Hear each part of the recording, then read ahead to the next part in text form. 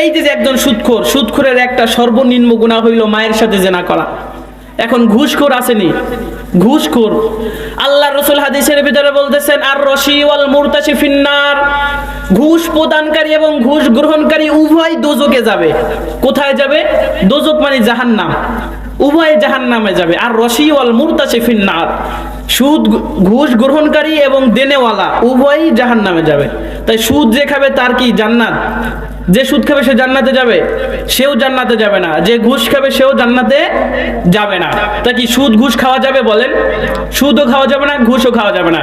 এই ঘুষ কারা খায় দেখবেন, যখন রাস্তা দিয়ে হাঁটি দেখি মাঝে মধ্যে পুলিশ ভাইয়েরা সহযোগিতা করে, পুলিশরা সহযোগিতা করে। এটা দেখছেন কোনোদিন? আপনারা যদি না দেখেন তাহলে রাস্তায় গেলে, আপনাদের এই মেন রাস্তায় গেলে মাঝে মধ্যে দেখতে পারবেন, টেকারহাট গেলেও দেখতে পারবেন যে ট্রাকের ফাঁক থেকে ট্রাক ড্রাইভারের সাথে আর পুলিশের সাথে মাঝে মধ্যে মুসাফা হয়। ওই মুসাফার মধ্যে কি হয় জানেন? ট্রাকওয়ালা পুলিশে হাদিয়া দেয়, এটারে ঘুষ বলে না, হাদিয়া বলে। মাঝে মধ্যে মোটর সাইকেল আটকায়, মানে একেবারে অযথা।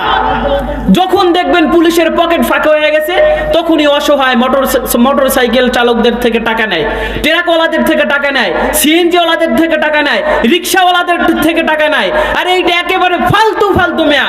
যখন একজন একটা ট্রাক কিনেছে তখন সঙ্গে সঙ্গে সে রাস্তার ভ্যাট দিয়ে দিছে, কিন্তু তারপরেও পুলিশ তাদেরকে ছাড়ে না, পুলিশরা ইজি বাইক ওয়ালাকে ছাড়ে না। সামান্য একটা ভ্যান চালক গোটা ভ্যান চালায় জীবন যাপন করে, তার থেকেও আপনার টাকা নেয়। ঢাকার শহরে গেলে দেখা যায় এমন কিছু জালিম পুলিশ আছে যারা রিক্সাওয়ালাদের থেকেও ট্যাক্স নেয়, রিক্সাওয়ালাদের থেকে ঘুষ নেয়। মাঝে একদিন এক রিক্সাওয়ালাকে জিজ্ঞেস করলাম, ঢাকার শহরে রিক্সায় উঠছি, যে ভাই আপনারা যে রিক্সা চালান প্রতিদিন কয় টাকা পান? বলে ভাই রিক্সা তো নিজের না, ভাড়ার রিক্সা চালাই।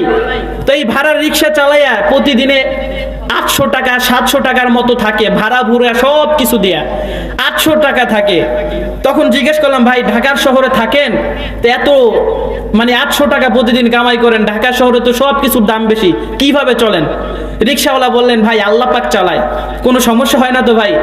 তখন রিক্সাওয়ালা বললেন, ভাই সমস্যা তো সব সময় হয় না, কিন্তু মাঝে মধ্যে এমন সমস্যায় আমরা পড়ি যে রিক্সাওয়ালাদের থেকে পুলিশেরা ট্যাক্স নেয়, রিক্সাওয়ালাদের থেকে ঘুষ নেয়। একজন রিক্সাওয়ালা সকালবেলা বের হয়, রাত 10টা 11টার সময় বাড়ি যায়। সেই রিক্সাওয়ালা, রিক্সার কোনো লাইসেন্স নাই ভাই। সারা পৃথিবীর মধ্যে বাংলাদেশের ঢাকা শহর রিক্সার শহর হিসেবে পরিচিত, রিক্সার কোনো ট্যাক্স নাই, কিন্তু পুলিশওয়ালারা এই রিক্সাওয়ালাদের থেকেও টাকা নেয়, ঘুষ নেয়। কত দুঃখের, কত হারামি, কত বজ্জাত এই পুলিশগুলা। তারা রাষ্ট্রের পোশাক, দেশের পোশাক, আইনের পোশাক লাগাইয়া তারাই বেআইনের কাজ করে, আবার তারা আমাদেরকে আইন শিখায়। এইগুলা করা যাবে না। এখন রিক্সাওয়ালা বেচারা তো একেবারে ফান্দে পইরা দিতেছে, ফান্দে পইরা বগা কান্তাছে, ফান্দে পইরা বেটায় দিতেছে। এখন কি করবে? না দিলে তো বেটার পেটে ভাত যাবে না। 2500 টাকায় যে আমাদের এদিকে অটোগুলা ধরে, ধরলেই 2500 টাকা। এই বেটা প্রতিদিন কামাই করে কত টাকা যে 2500 টাকা দিতে হবে? দোস্ত ভয় পাইয়েন না। এখন হয়তো তারা তাদের ক্ষমতার কারণে আপনার আমার উপরে জুলুম করতেছে, হয়তো তারা ক্ষমতার কারণে দ্রব্য মূল্যের দাম বৃদ্ধি করতেছে, হয়তো আজ তাদের হাতে ক্ষমতা আছে যার কারণে তারা আমাদের উপরে জুলুম করতেছে। 5 টাকার মাল 10 টাকায় বিক্রি করতেছে। আমরা প্রজা যারা আছি আমাদের কিছু করার নাই, আমাদের ক্ষমতা নাই, আমাদের খেয়ে বাঁচতে হবে। এর কারণে আমরা 5 টাকার মালকে 10 টাকা দিয়ে কিনে খাইতেছি। কিন্তু কিয়ামতের ময়দানে যখন আমার আল্লাহ ধরবে, আমার আল্লাহ পাকড়াও করবে, বান্দা আমি তোকে ক্ষমতা দিয়েছিলাম, আমি তোমাকে ক্ষমতা দিয়েছি, তুমি তোমার ক্ষমতা কোন ভাবে ব্যয় করেছো? তুমি কিভাবে তোমার ক্ষমতা পরিচালনা করেছো? তুমি কিভাবে তোমার রাষ্ট্র পরিচালনা করেছো? এখন আমি আল্লাহর কাছে হিসাব দাও। তখন কি হিসাব দিবা? চান্দু ভাইবা দেখো, 5 টাকার মাল 10 টাকা বানাইতেছো, 10 টাকার মাল 20 টাকা বানাও, কোনো সমস্যা নাই। আমরা 10 টাকার মাল 100 টাকা হলেও কিনে খেতে পারবো ইনশাআল্লাহ।